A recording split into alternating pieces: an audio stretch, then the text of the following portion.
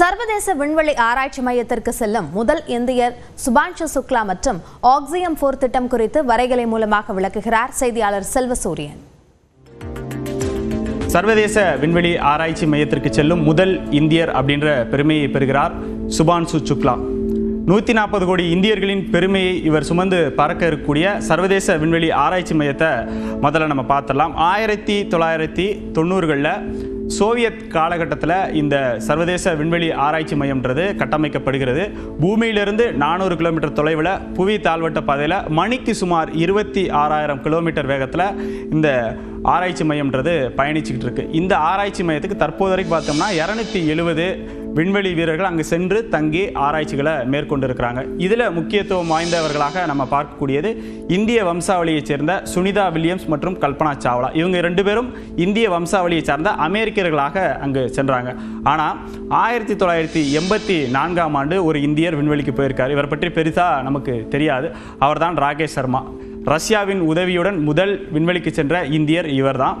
இப்போ நம்ம சுக்லாவை பொறுத்த வரைக்கும் பார்த்தோம்னா இவர் தான் சர்வதேச விண்வெளி மையத்திற்கு செல்லக்கூடிய முதல் இந்தியர் அப்படின்ற பெருமையை பெறுகிறார். விண்வெளிக்கு செல்லக்கூடிய முதல் இந்தியர் ராகேஷ் சர்மாவாக இருந்தாலும் சர்வதேச விண்வெளி ஆராய்ச்சி மையத்திற்கு செல்லக்கூடிய முதல் இந்தியராக சுக்லா இருக்கிறார். சுக்லாவை பொறுத்த வரைக்கும் பார்த்தோம் என்றால் உத்தரப்பிரதேச மாநிலம் லக்னோவில் பிறக்கிறாரு.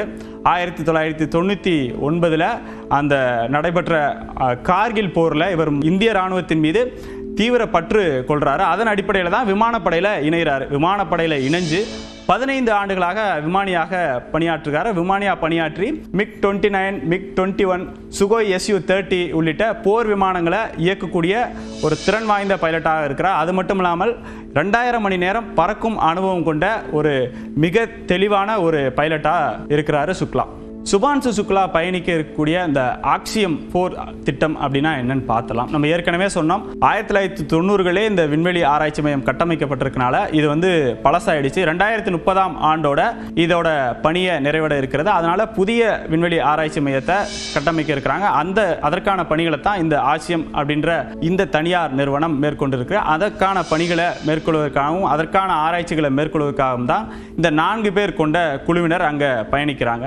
இவங்க எந்த விண்கலத்தில் பயணிக்கிறாங்க அப்படின்னு பார்த்தோம் என்றால் எலன் மஸ்கோட இந்த ஸ்பேஸ் எக்ஸ் நிறுவனம் இருக்கு இல்லையா, அந்த நிறுவனத்தோட இந்த டிராகன் அப்படின்ற விண்கலத்தை தான் பயணிக்க இருக்கிறாங்க. இந்த டிராகன் விண்கலத்தின் பைலட்டாகத்தான் சுபான்ஷு சுக்லா பயணிக்கிறார். அதன்படி சுபான்ஷு சுக்லாவை பொறுத்த வரைக்கும் இந்த பயணத்தில் மிக முக்கியத்துவம் வாய்ந்த ஒரு பணியை செய்ய இருக்கிறார்.